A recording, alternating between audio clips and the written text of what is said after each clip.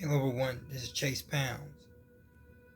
In today's video, I'm going to be discussing about an unknown, or I should say lesser known, shipwreck of the Essex. And before I begin, I was reading an article on the internet and it talked about stories of cannibalism.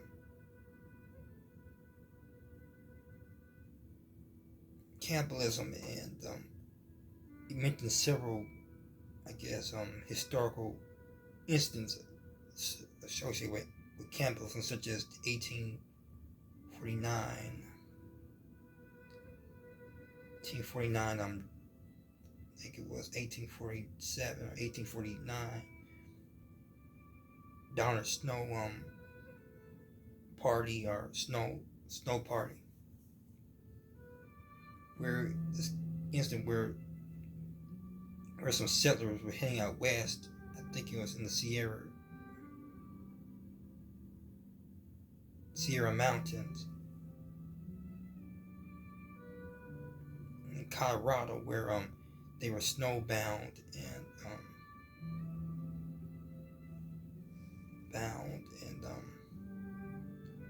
were calling the severe snowstorm, where I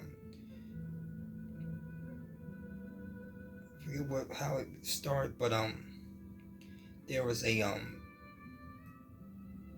as I said, a snowstorm, and I guess it forced them not to go on, and I guess they were stuck and trapped, and they had to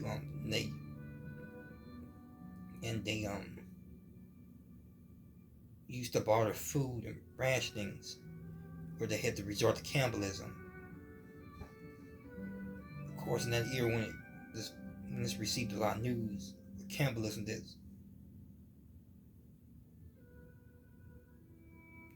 news across the country, I guess the world, it I guess seemed appalling, or seemed taboo or uncivilized for that at that time in culture, in Western culture, resort to cannibalism, which is eating another, but of course is eating another human being or consuming another human being. Being at that time, the 19th century, but it's been one of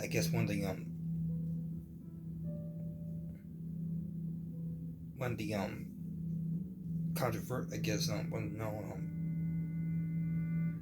instances of cannibalism in modern society, in the face of severe I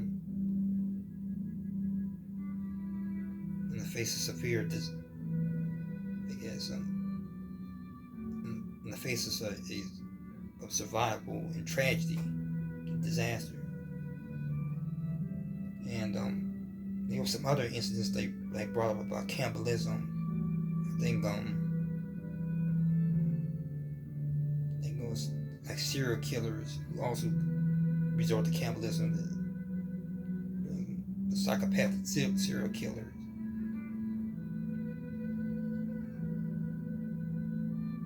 And Ed Gein, which Ed Gein becomes the inspiration of Psycho, the horror movies, popular horror movies, Psycho, Texas Chainsaw Massacre, and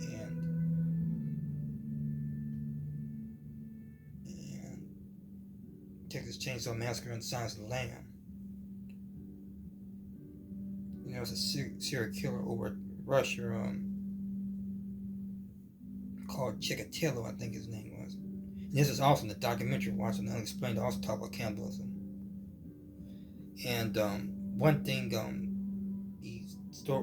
when they talk about the story of cannibalism, talks about instances of cannibalism, one that's not frequently mentioned is the story of the Essex, which is a shipwreck which is a story of a whale ship disaster in the 1820s. And it actually becomes the inspiration for the book. Herman Melville wrote his book, Moby Dick. Moby Dick, and it may be known to some it isn't.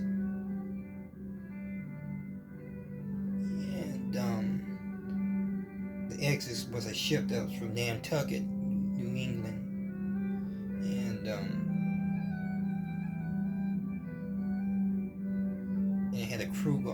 I forget the amount of crew members that are on there, but one of them was the captain, Captain Pollard, Thomas Nickerson, and Owen Chase, which that stands out because my name is Chase, but his last name is Chase. His last name is Chase, but his first name is Owen Chase. Owen Chase, and the ship I think sits from the Atlantic, but then goes down to South America into the Pacific. I think that's where they were at, and they encounter a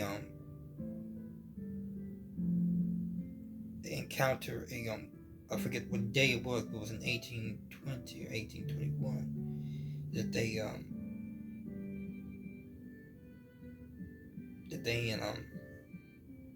encounter a sperm whale,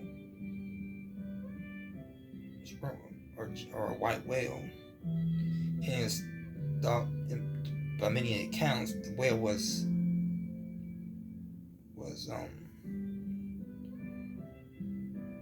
the whale seemed, I guess, aggressive looking, angry looking, and I forget how events occurred, but I think they I guess strike a harpoon, and I guess it gets aggressive. I think that's how it went, and it thrashes the boat around, and then the whale heads straight for the ship, and it crashes into the ship, causing severe damages and causing the course slowly sink,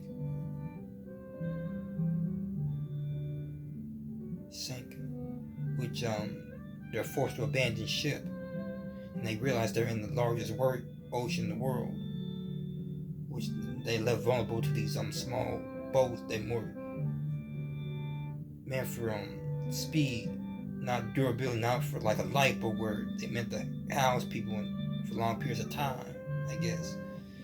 And they're forced to bring as many rations as they can with them, and compasses and supplies and, I guess, material into these 3 whaleboats, and they're left adrift. I think they're left adrift for about 2 months. They think about heading to a nearby Easter Island, but there's reports of talk about cannibalism, so they decide to fear the fate of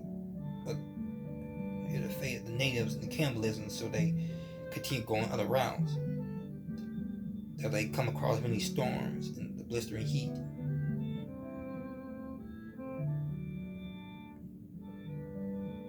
And though they do find an island, and they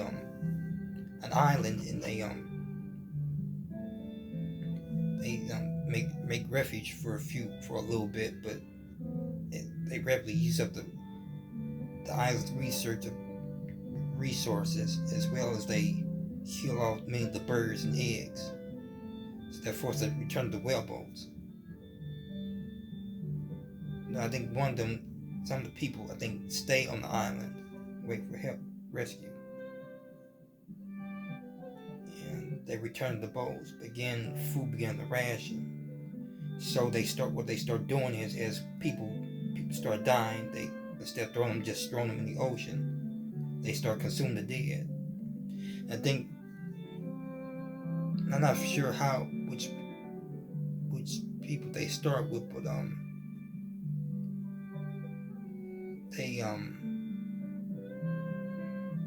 think there was a black sailor on there, and I think he died. Of course, he dies. I think, I'm not sure if he was one of the people who they consumed, cannibalized, I should say. But as people die, they start consuming people. Then, later on, in one of the boats, I think it was 3 boats at one point, but one of the boats disappeared.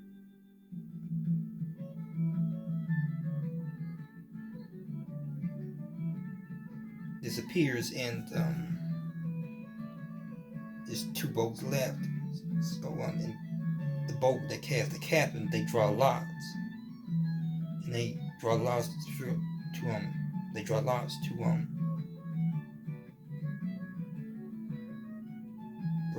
and they make a decision of who they're gonna shoot to kill for food, and they choose the Captain Pollard's son, which he's reluctant to do that with his son being, and they shoot him. They of course consume for food.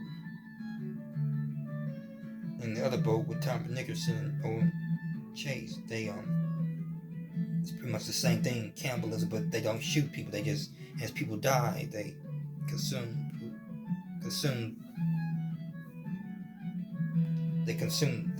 dead. And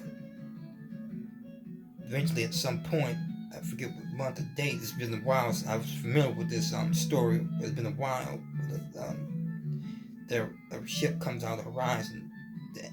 They spot a seagull, which means they're close to land, and the ship comes out and rescues them, and eventually picks up the other people. And the other boat that went missing was found, but the drifted. But the people, the occupants in the boat, were found dead adrift. They're adrift or dead, I should say. And they, of course, once they return home, of course, it was a very traumatic experience for most of these people. A lot of them would never set foot again, probably. Actually, it's ironic because some of them do go back to the sea again.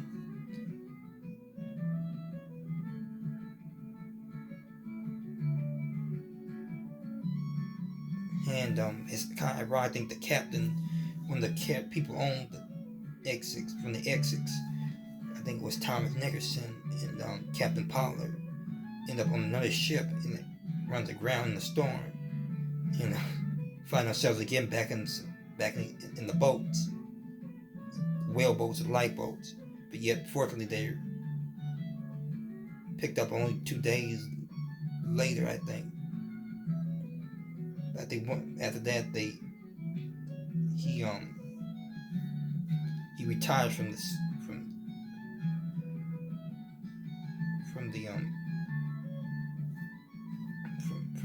being a sea captain, to being just a local night watchman. I think on the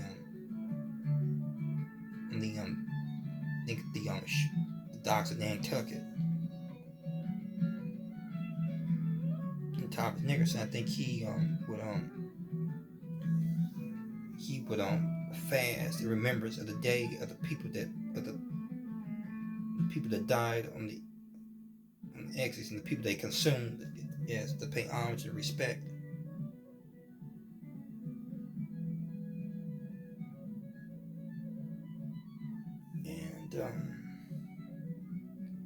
And then also with Captain Pollard, his wife kind of was strange. His marriage was kind of strange after learning that he ended up consuming his son, and forced to consume his son, and he couldn't stand the sight of him.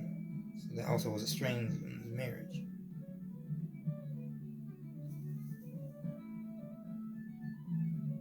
And as I said, this story became, when it first happened, it was the talk of the Eastern Seaboard, this tragedy. And I think it caught the attention of authors, including Herman Melville, who would later write a book in 1851 called Moby Dick. Dick, though he used the tech, though he also based on the whale that supposedly attacked the vessels and killed men, and then became the whale for Moby Dick in the book, fictitious book. But yet he based the climactic scene of the whale striking the vessel based on the story of the X's. And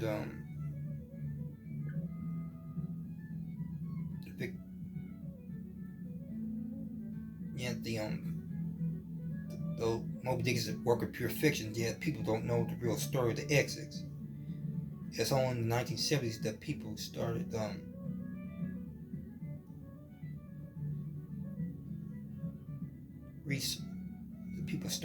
finding out about. It was only to the 1970s that people found out the true story of the X's when going through Tom Nickerson's house and finding documents of the story. And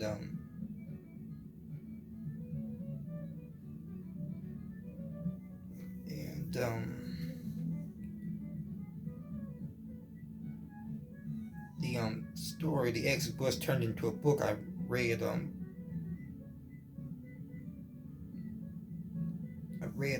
I was in 6th grade.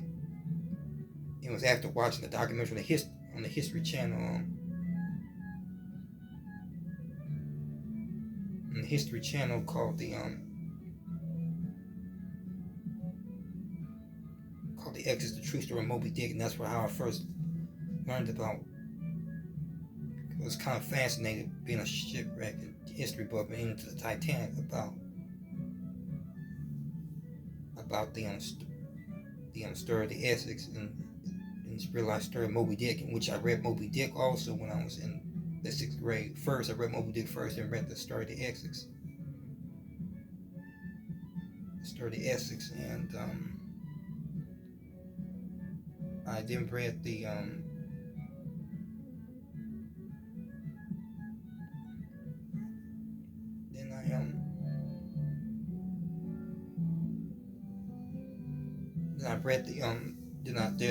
in recent years, in 2016, they came out with a movie called Getting Harder to Seize by the same name, which also tells the story of the X's.